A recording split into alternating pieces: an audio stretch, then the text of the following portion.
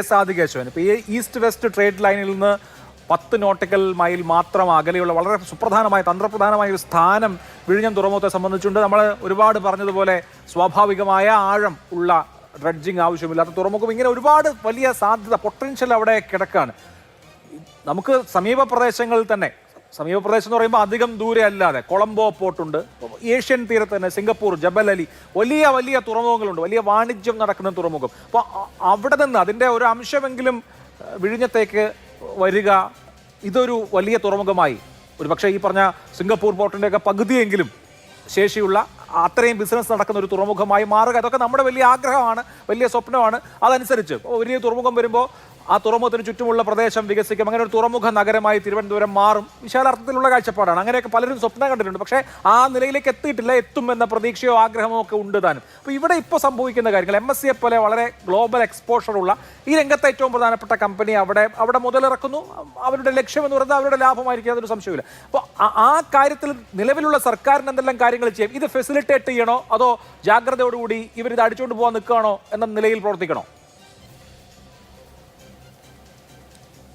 അഭിലാഷ്, അത് തന്നെയാണ് എനിക്കും തോന്നിയത്. അതായത് നമ്മുടെ പൊതുവേ ഉള്ള ഒരു സമീപനം എന്താണ്, ലെഫ്റ്റ് ഡെമോക്രാറ്റിക് ഫ്രണ്ട് CPM നേതൃത്വത്തിലുള്ള ഇടതുപക്ഷ മുന്നണി, കോൺഗ്രസിൻ്റെ നേതൃത്വത്തിലുള്ള UDF ആണെങ്കിലും പരമ്പരാഗതമായി എൻ്റെ ഒരു അഭിപ്രായമാണ്, നമ്മൾ ഈ നിക്ഷേപത്തിന്, അതിപ്പം ബോംബെയിലെ ടാറ്റ, അംബാനി, അദാനി ആയിക്കൊള്ളട്ടെ, അല്ലെങ്കിൽ വേറെ ഏതെങ്കിലും വിദേശ നിക്ഷേപകരായിക്കൊള്ളട്ടെ, നമ്മുടെ അപ്രോച്ച് പൊതുവെ വളരെ ഡിഫെൻസീവാണ്. അതായത് ഇവർ പൈസ കൊണ്ടുവന്ന് ഈ ഈസ്റ്റ് ഇന്ത്യ കമ്പനി പോലെ ഇന്ത്യയെ അല്ലെങ്കിലും കേരളത്തെ അവരുടെ പരിധിയിൽ നിർത്താനായിട്ടുള്ള വമ്പിച്ച ഒരു പുറപ്പാട് ഉണ്ട് എന്നുള്ള അടിസ്ഥാനരഹിതമായ ഒരു കാഴ്ചപ്പാടിൻ്റെ പ്രതിഫലനമാണ് നമ്മുടെ പൊതുവെയുള്ള സമീപനം. അത് അപ്പം ഇത് പറയുമ്പം നമ്മൾ പലതവണ പറഞ്ഞതാണെങ്കിലും ആ സന്ദേശ സിനിമയിലെ ശ്രീനിവാസൻ രാത്രി എഴുതാനിരിക്കുന്നു, അച്ഛൻ ചുമ്മാ ഒന്ന് നോക്കാനായിട്ട് തിലകൻ വരുന്നു. അപ്പോൾ ഇയാൾ ഞെട്ടി തിരിഞ്ഞു നോക്കുമ്പോൾ പറയുന്നത്, ഓ അച്ഛനായിരുന്നു, ഞാൻ വിചാരിച്ചു വല്ല കുത്തക മുതലാളിയായിരിക്കുമെന്ന്. അതായത് വീട്ടിനകത്ത് എന്തെങ്കിലും എഴുതുമ്പോൾ പോലും ഒരു നിഴൽ വന്ന് നിന്നാൽ അത് കുത്തക മുതലാളി ആയിരിക്കും എന്നുള്ള വീക്ഷണത്തിൻ്റെ ഡിഗ്രി കുറഞ്ഞതാണെങ്കിലും പക്ഷേ ഇപ്പോഴും നിലനിൽക്കുന്നു എന്നുള്ളതിൻ്റെ ഒരു പ്രതിഫലനമാണ് പൊതുവെയുള്ള അഭിപ്രായത്തിൽ കണ്ടത്. പോട്ടെ, അത് പോട്ടെ. രണ്ടാമത്തെ കാര്യം, നമ്മളിപ്പോൾ പറയുന്നു എന്താണ്, അദാനിയുടെ ഓഹരി 51, മറ്റേത് 49. ജയചന്ദ്രൻ മാഷ് പറഞ്ഞത് ഒന്നും കൂടി ചെക്ക് ചെയ്യേണ്ടിയിരിക്കുന്നു. നമ്മുടെ ഗവൺമെൻറ്റിന് 2 കമ്പനികൾ ഇതിലുണ്ട്. ഒരെണ്ണം പോർട്ട് നടത്തിപ്പ്, അദാനി ഓണ്ടാണ്, കൺസെഷൻ നമ്മൾ കൊടുത്തു, ആനുകൂല്യം കൊടുക്കുന്നു. ഇപ്പുറത്ത് ഗവൺമെൻറ്റിൻ്റെ കമ്പനി മോണിറ്റർ ചെയ്യാനും വയബിലിറ്റി ഗ്യാപ്പ് ഫണ്ടിങ്ങും ഇവർ ഉദ്ദേശിച്ച രീതിയിൽ തന്നെയാണോ പോർട്ടിൻ്റെ വികസനം നടത്തപ്പെടുന്നത് എന്നുള്ളത് നിരീക്ഷിക്കാനും വേണ്ടി ഫോം ചെയ്തതാണല്ലോ. അപ്പോൾ ഈ മൊണോപ്പൊളിയുടെ കാര്യം ഐ ബിലീവ്, എൻ്റെ വിശ്വാസം, ഈ മൊണോപ്പൊളി ഉണ്ടെങ്കിൽ അത് മാർക്കറ്റ് ഫോഴ്സസ് തന്നെ അതിനെ കറക്റ്റ് ചെയ്യും. അതായത് ഈ മൊണോപ്പൊളി കൊണ്ട് MSC വളരെ ഏകപക്ഷീയമായ നേട്ടങ്ങൾ ഉണ്ടാക്കാൻ ശ്രമിക്കുന്നു.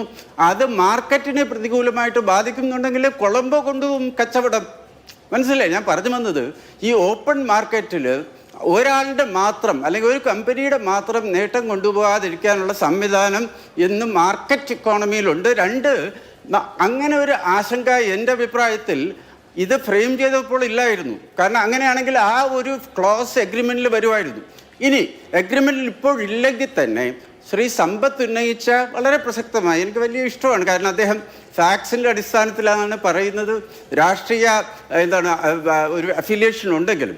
പക്ഷേ എൻ്റെ ചോദ്യം, ശ്രീ സമ്പത്ത് ഇവിടെ പറഞ്ഞ കാര്യങ്ങൾ 30 ദിവസം മുമ്പ് വരെയും ബാധകമായിരുന്നു കാണുമല്ലോ.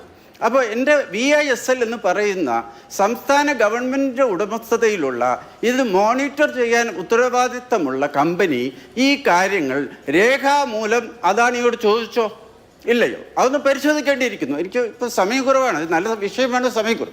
അപ്പോൾ ആ കാര്യം നമ്മൾ നോക്കണം. കാരണം നമ്മൾ ഈ സംശയങ്ങൾ എന്താണ് വെൽ ഫൗണ്ടഡ് ആണെങ്കിൽ നമുക്ക് 30 ദിവസം മുമ്പ് വരെ ഈ കമ്പനി കൺട്രോൾ ചെയ്തത് സമ്പത്തിൻ്റെ രാഷ്ട്രീയ ഒരു കൂട്ടുകെട്ടായിരുന്നു. നമ്മൾ രേഖാമൂലമെങ്കിലും ഇത് ഉന്നയിച്ചോ എന്നുള്ള കാര്യം പരിശോധിക്കേണ്ടിയിരിക്കുന്നു. മൂന്നാമതായിട്ട് പറഞ്ഞു വരുമ്പോൾ അഭിലാഷ്, ഇത് നമുക്ക് വ്യക്തത വേണം.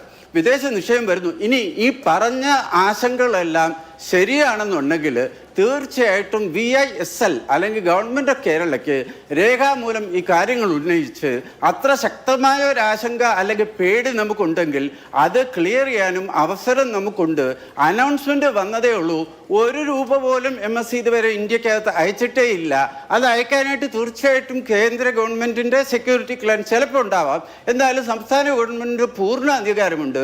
ഒരു മിഥ്യാധാരണ മാത്രം നമുക്ക് പാടില്ല.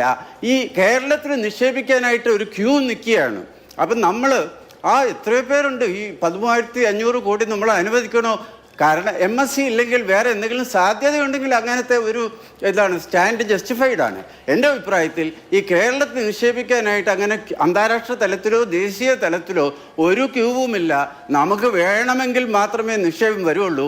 ഏത് സമയവും എന്ത് കാരണവും പറഞ്ഞ് നമുക്ക് തടയണമെങ്കിൽ തീർച്ചയായിട്ടും തടയാം. ആരും ഇങ്ങോട്ട് അവർ ട്യൂട്ടുകോറിൽ പോവും, അല്ലെങ്കിൽ ബോംബെയിൽ പോവും, മഹാരാഷ്ട്രയിൽ പോവും, ഗുജറാത്തിൽ പോവും, വേറെ ഏതെങ്കിലും സംസ്ഥാനങ്ങളിൽ പോവും. പറഞ്ഞു വന്നത് ആശങ്കയും ഭയവും അടിസ്ഥാനരഹിതമായിട്ടുള്ള ഒരു രാഷ്ട്രീയ ചായ്വുള്ള ഒരു സ്റ്റാൻഡും നമുക്കുണ്ടെങ്കിൽ തീർച്ചയായിട്ടും ഇത് വേണ്ടെന്ന് പറയണം.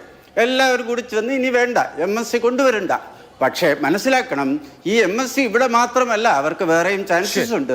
അപ്പോൾ അയൽ സംസ്ഥാനമായ തമിഴ്നാടോ കർണാടകയോ മഹാരാഷ്ട്രയോ ഒക്കെ കൊണ്ടുപോകുന്നുള്ള ഒരു സത്യം നമ്മൾ മനസ്സിലാക്കണം എന്നാണ് എനിക്ക് സൂചിപ്പിക്കുന്നത്. തീർച്ചയായിട്ടും. അപ്പോൾ നമ്മൾ ഈ ചർച്ച നടന്നുകൊണ്ടിരിക്കുമ്പോൾ എനിക്ക് പല മെസ്സേജ് വരുന്നുണ്ട്. ഇപ്പോൾ കൊച്ചിൻ പോർട്ട് ട്രസ്റ്റിന്റെ മുൻ chairman Shri N. Ramendran sir ഇപ്പോൾ അയച്ച മെസ്സേജ്, അദ്ദേഹം ചില ക്ലാരിഫിക്കേഷൻസ് വരുത്തുന്നുണ്ട്. ഒന്ന്, കൊച്ചിൻ പോർട്ട് ഒരു വർഷം 100 മുതൽ 120 കോടിയാണ് ഡ്രഡ്ജിങ്ങിന് വേണ്ടിയിട്ട് ചെലവഴിക്കുന്നത്, 800 കോടിയല്ല എന്ന് അദ്ദേഹം പറയുന്നു. ഒപ്പം ഇത് പറയുന്നൊരു കാര്യം, 33% ഗ്രോസ് പ്രോഫിറ്റ് കൊച്ചിൻ പോർട്ടിന് ഷെയർ ചെയ്യുന്നുണ്ട്. അതാണ് കൊച്ചിൻ പോർട്ടിന്റെ മേജർ സോഴ്സ് ഓഫ് റവന്യൂ എന്ന് അദ്ദേഹം പറയുന്നു. വല്ലാർപാടത്തെ 33% ഗ്രോസ് പ്രോഫിറ്റ് കൊച്ചിൻ പോർട്ടിനുള്ളതാണ്. അത് ഏറ്റവും പ്രധാനപ്പെട്ട മേജർ സോഴ്സാണ്. കൊച്ചിൻ പോർട്ടിന്റെ റവന്യൂവിന്റെ മേജർ സോഴ്സ് അതാണെന്ന് അദ്ദേഹം ചൂണ്ടിക്കാണിക്കുന്നു. 2 കാര്യങ്ങൾ.